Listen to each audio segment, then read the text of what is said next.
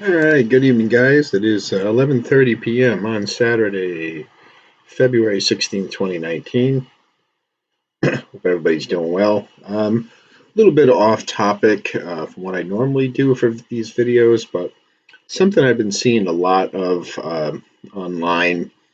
I was watching a video today, came up in my Facebook feed, and it was this guy that was trying to hawk some Forex trading course, and there's a million of them out there, and it was a complete scam. You could tell the guy was just at best, um, a weak marketer, and it's just checked off every marketing scheme checkbox in the world.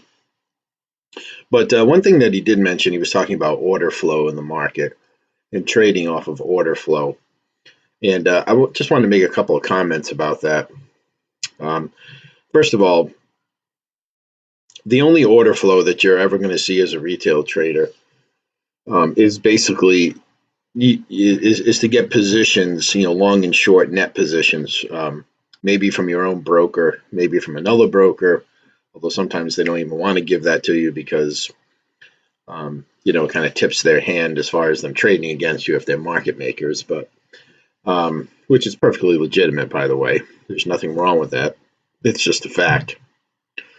Um, you know, but you're not seeing really institutional order flows because those are held by the big banks. And unless you're in that group, you're never going to really see the institutional order flow. So, is the retail traders, and they're usually wrong. So, this one here that you see on my screen right now is on myfxbook.com. So, what they do is they sample all of the um, active accounts on myfxbook.com, and they put it into this graphic. And so I think it's kind of nice because as opposed to it being from one broker, this is off of people that are just have accounts on myfxbook.com and have their when you have an active account on there, you basically give them permission to scan through your trades, and they call all this data into this graphic here. So this is, I guess, order flow, or it's position sizing, net long or short position across different pairs. And you can see here they have currencies, and it's not just currency, but they have currencies, and they've got commodities. Here we got copper and coffee, and they've got some indexes, UK 100. So there's a lot of stuff on here. But I'm just going to concentrate, obviously, on FX mostly. And so I'll tell you, I really don't use this very much at all, but I tell you where I will look at it. And there's a couple of examples here I'll show you. So if you look at, like you said, most of the time retail traders are on the wrong side of the market. And when there's an extreme long or short position by the retail traders, you probably want to look to be on the other side of that. But you don't want to just jump in there blindly. So let's take, for instance, this right here. Here's the Aussie Kiwi. And let me scroll up a little bit here. Here's the Aussie Kiwi. And if you see here, right now, the retail traders, at least that are on my FX book, are 91% long and 9% short. And you can see that, so that equates to 12,108 long positions, 1,769 shorts in the market. So this is an extreme. Okay, this is really extreme where you have such a lopsided split. And so if we go to the chart now, and let's find the Aussie Kiwi here. Okay, so here's the Aussie Kiwi. Let's go to the daily chart just to start. Now, it doesn't take a lot of rocket science to look at this and say this market is down. But yet, 91% of the traders are long this pair. So you tell me who's on the wrong side of the market here. Okay, so this is an example where and look, the large banks know this data too. Okay, they know where the retail traders are, And look, and I'll also tell you is fundamentally, which is what a lot of people don't follow the fundamentals. The Australian dollar is weak right now. Okay. Um, there was some pretty dovish comments that came out from the Royal Bank of Australia by Governor Lowe, who runs the RBA, about a week or so ago, and it really kind of set the tone for overall dovish tint to the Aussie. And so, based on fundamentals, the Australian dollar is weak. But even if you didn't know that, if you look at this chart, this is this is a down market. Now, from an Elliott wave standpoint, you guys watch any of my videos, you know I like to trade Elliott wave. Um, this down move is probably getting old, but it's still there for now. And if I had to label this from an Elliott wave standpoint, I'd say something like this.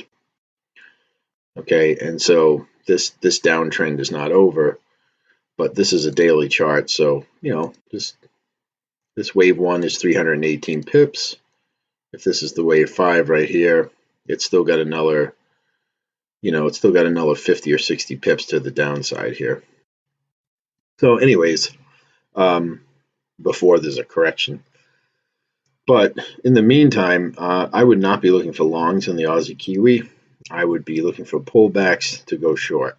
So my point to this is that if you look at this and say, okay, well, this is an extreme position, and then you look at the chart and you say, well, the market's clearly down, but you don't want to just jump in straight away. You want to wait for a pullback and then go in short, because if you get in at the bottom here, like I would not go short right now. I'd wait for a little bit of a pullback here and get in. I mean, you could get in here, but you probably have some drawdown. And so that's an example. Now, the other thing you want to probably look at is the Forex calendar too. So this is next week's calendar, starting on Monday, February 18th is next Monday. And you can see right here, you have Aussie monetary policy meeting minutes. Now, as I told you, Governor Lowe had already come out last week and said that, the Aussie took a hit fundamentally from kind of dovish comments. So now we're going to get their monetary policy meeting minutes from their last meeting. And I suspect you're probably going to see that dovish tilt in these meeting minutes too. And so that probably will continue to pressure the Aussie. So there's all three pieces of the pie. You've got the chart. Okay, you've got the chart. All right. You've got retail traders heavily net long this pair. And you've got news coming up on the calendar. And that's not the only news. You've got this. And then on Wednesday, you've got Aussie employment news, which is going to be important too. And so those are just the example, guys. Now, so if I go back to this again, let's just look for another one here. All right, how about the euro dollar? So I can tell you guys, if I do look at this, and again, I'm just being very honest with you guys, I don't trade this really very much, but I will look at it. You see, I have it bookmarked here.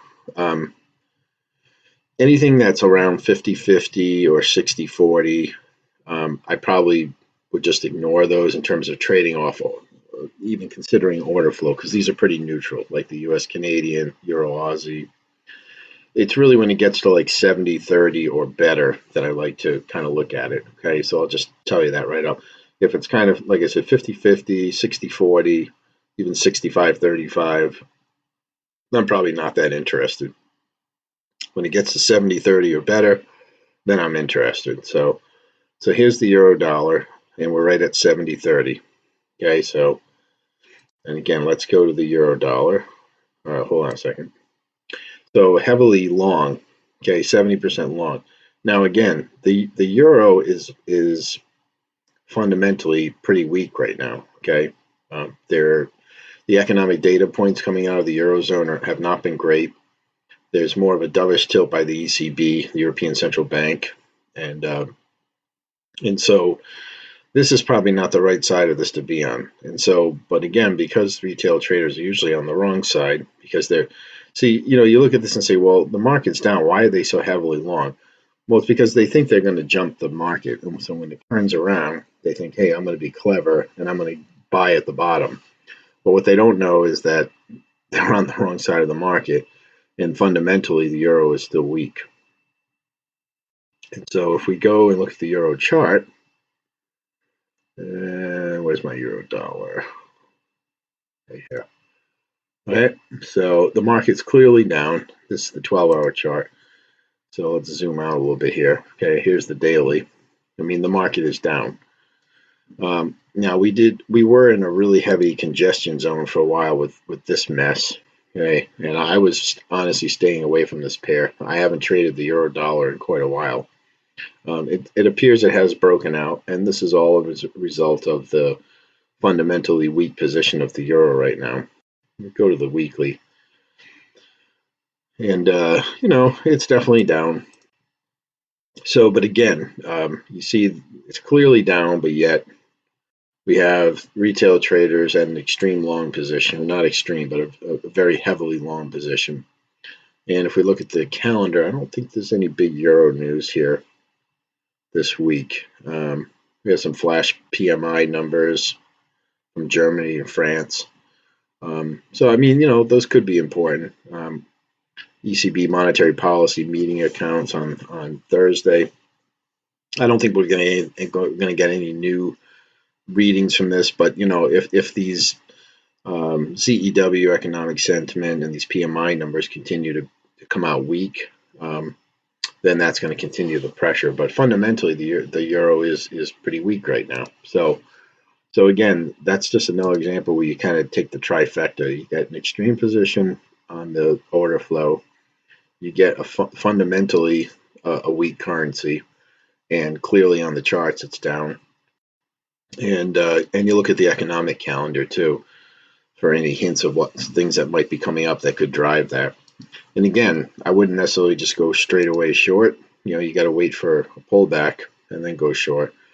And unless you're willing to put up with some drawdown. So the euro has been pulling back here. This is the 3-hour chart. It's the 1-hour chart. We've got a nice pullback.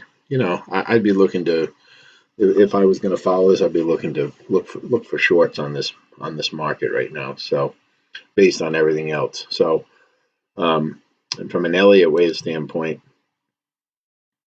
I don't really see anything obvious.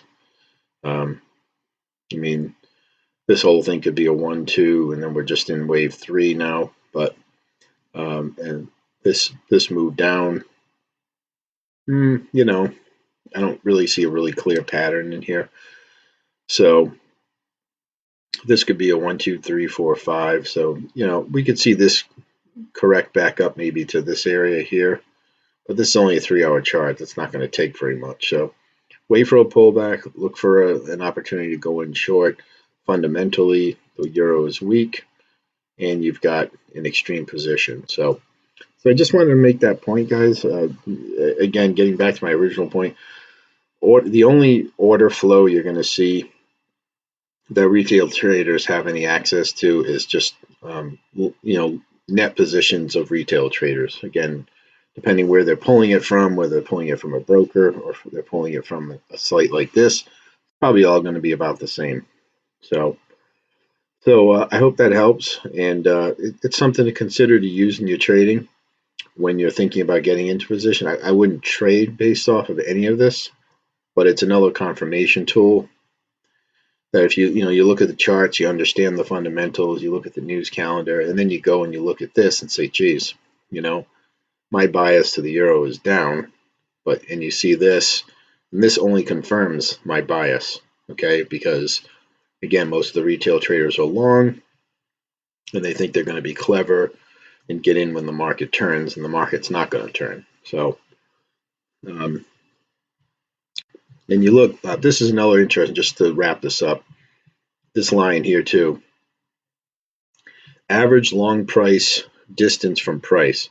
So you got people that are long in this pair, and some of these people are down on average 140 pips. That's basically what this is saying.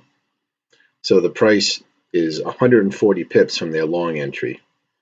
And for the shorts, they're 4 pips from their short entry. So naturally, if they're short, they're probably on the right side of the market, and you would expect that this number would be better. So again, just showing that these people are wrong. So So anyways, so that's it, guys. I hope that helps. It's something else to look at. Don't trade this in a vacuum. Don't just like say, well, because of this, I'm going to jump in short on the euro. You have to understand the bigger picture, which is not only what the price is doing at the moment, but understanding any of the sentiment changes that could swing in and out of the market on the economic calendar. So, but it is something to look at and keep in mind, especially like I said, when you see extremes of 70% or more. So I can tell you, for me, next week I'll be watching ones like euro dollar, US yen, pound yen, and Aussie kiwi. Those are the ones that I'm kind of interested in looking at. Maybe euro kiwi too. Here's another one, euro kiwi, 76.24. That's another one. Bias to the long side, and again, the euro is weak and the kiwi is strong right now. These people are on the wrong side of the market. So take that for what it's worth, guys, and just make it part of your overall analysis of the market and how you strategize. So I hope that's helpful. Have a great night. Please leave comments, likes, share the video, subscribe to the channel, and I appreciate it, guys. Have a great night. We'll talk to you all soon.